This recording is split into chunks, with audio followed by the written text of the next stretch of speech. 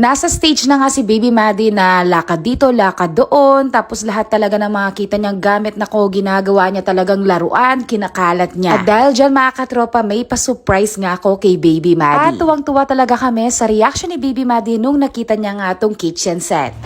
Yay! Yay! No. Wow! You say thank you!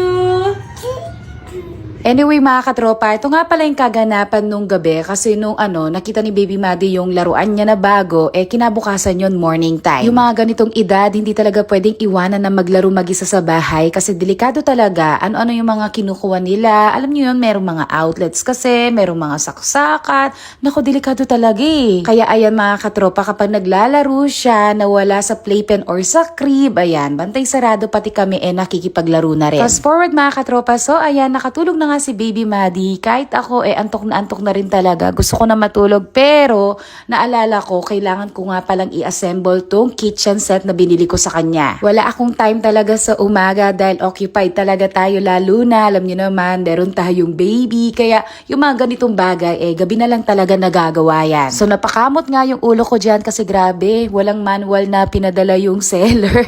Kumbaga na lang common sense na lang talaga yung gagamitin mo dito. Yun, nagbe-base lang talaga ako sa picture nung box. Tapos ayun, along the way kayang-kaya naman pala. Basta inuna ko dyan yung pinaka-foundation nitong kitchen set. Kapag talaga OFW wife ka, sobra talaga yung pagiging independent mo, ganon.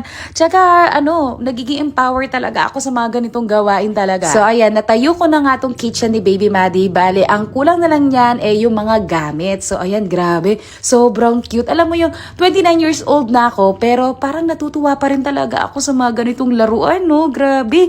Hindi talaga ako makapaghintay na makita to ni Baby Maddie bukas. Habang nga nilalagay ko yung mga gamit dito sa kitchen, dinouble check ko kung meron bang mga maliliit talaga na gamit na pwedeng maging choking hazard. So ayun, so far wala naman. So ayun mga katropa, natapos na nga.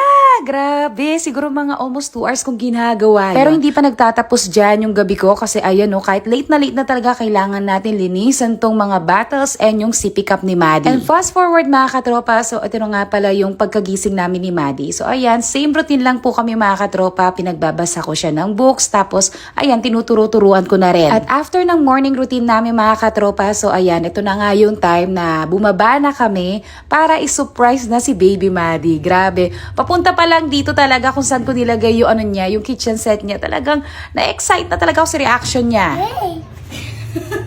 Yay! No.